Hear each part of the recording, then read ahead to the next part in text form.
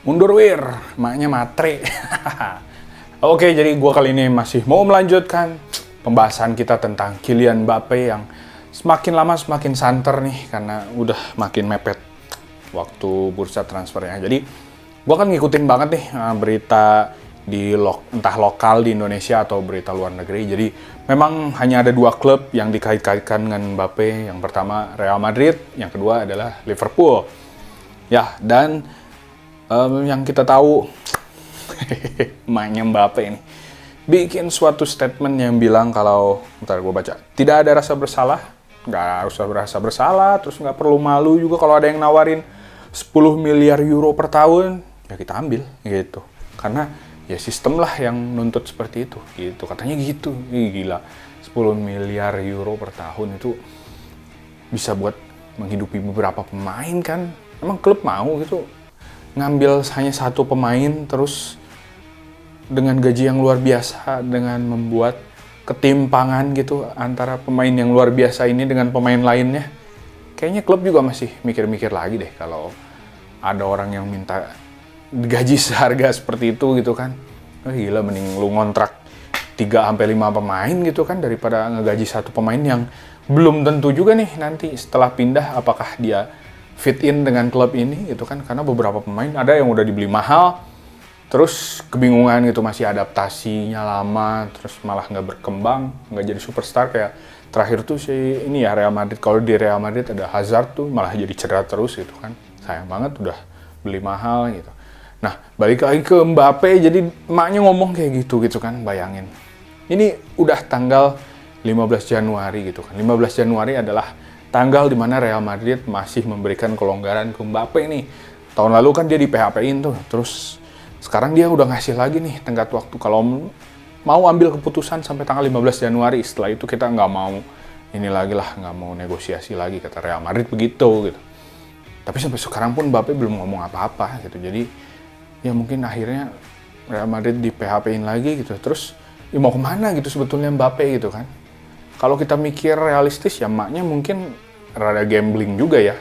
Mungkin satu sisi dia pengen Mbappe ke klub yang berprestasi, tapi pengen juga dihargai, tapi harganya terlalu fantastis menurut gua, terlalu gila lah gitu untuk pemain sekelas Mbappe gitu.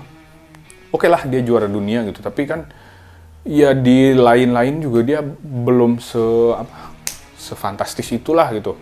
Jadi masih perlu, kayak kalau Haaland kan dia naiknya fluktuatifnya bener gitu kan, ada ininya lah, ada progresnya kelihatan gitu. Nah, Mbappe kan cuma diam dari Monaco bagus terus ke PSG, ya PSG-nya juga gitu-gitu aja gitu kan. Kalau di lokal ya bagus, cuma di kancah Eropa kan kurang dia gitu. Makanya ngaruh ke Mbappe juga gitu.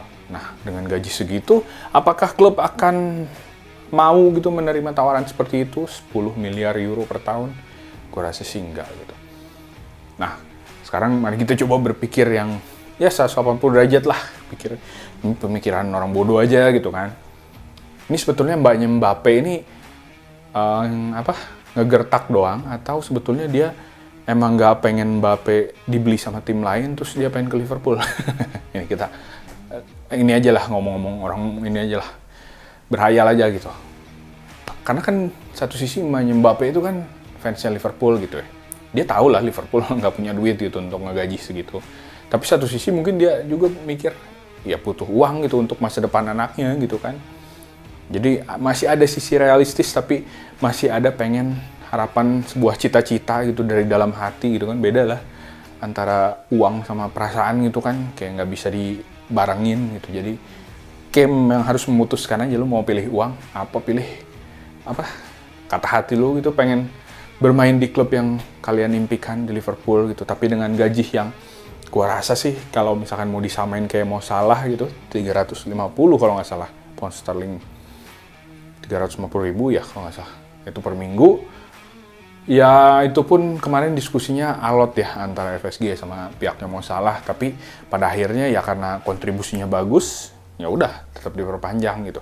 Kalau Kylian Mbappe masuk, menurut gue sih dia kan superstar gitu ya, terus masa depannya juga bagus banget lah gitu, punya prospek gitu. Jadi kayaknya 350 lah masih sanggup kayaknya Liverpool ya. Karena kan nggak usah bayar apa-apa tuh. Kalau mau alokasin aja tuh biaya untuk transfernya buat gajinya dia gitu kan. Terus setelah itu ya di bawahnya ada Van Dijk aja 250.000 kalau nggak salah. Itu terus apalagi ya? Ya gitu jadinya kan.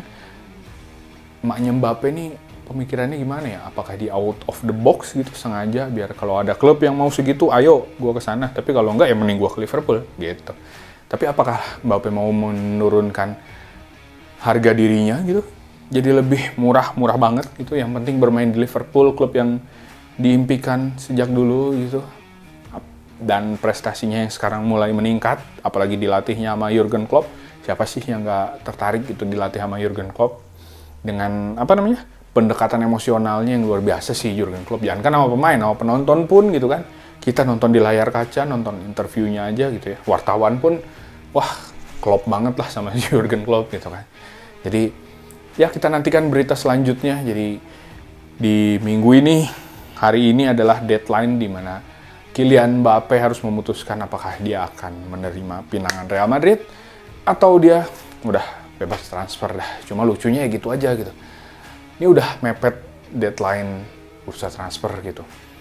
Terus bukannya menerima tawaran tertinggi, dia malah mengucap pengen digaji 10 miliar. Bukan pengen digaji sih sebetulnya. Kalau ada yang nawarin 10 miliar euro, gua ambil gitu. Kalau enggak ya udah. Mungkin bebas transfer, apakah Mbappe akan menganggur gitu? Ya kali ya, Mas Mbappe nganggur. Apakah ke Arab gitu? Nah ngapain juga ke Arab gitu ya. Kompetisinya kurang greget gitu. Kalau di Eropa kan persaingannya masih ketat banget lah, masih enak lah untuk ini gitu ditonton gitu ya. Kalau di Arab kayaknya Ronaldo udah pindah ke Arab juga kayaknya orang-orang masih tidak nonton inilah Liga Arab gitu kan. Masih aja tetap nontonin Liga Inggris, Italia, Spanyol dan lain-lain gitu. Eropa masih tetap pilihan yang luar biasa gitu. Sayang banget gitu umur 25 tahun masa harus ke Arab gitu. Nanti aja kalau udah 30 tahun tuh udah nggak dipakai di klub baru pindah ke sana gitu kan. Sekarang masih bersinar gini, wah kejar dulu lah. Liga Champions, terus Piala Liga, FIFA World Cup gitu. Lu ke Arab mau ngapain gitu. Kalau nanti udah 30-an sih ya nggak apa-apa gitu sambil nyantai di sana liburan gitu. Cuma kalau misalkan berharap Ballon d'Or tapi mainnya di Liga Arab mah nggak akan mungkin lah gitu. Itu impossible. Karena lu bermain sepak bola itu kan gak cuma satu pemain ya, ada 11 pemain gitu. Jadi harus ya teamworknya harus jalan lah gitu untuk jadi pemain hebat juga kan didukung sama pemain-pemain lainnya di belakang ya. Oke, kita nantikan berita selanjutnya. Apakah Mbappe akan memutuskan dia pindah kemana, dan kita tunggu dari ibunya Mbappe nih. Dia kan agen Mbappe juga gitu ya. Jadi keputusannya juga dipengaruhi oleh ibunya. Thank you so much udah nonton. See you next time. Gue Barto. God bless you. You'll never walk alone. Liverpool FC.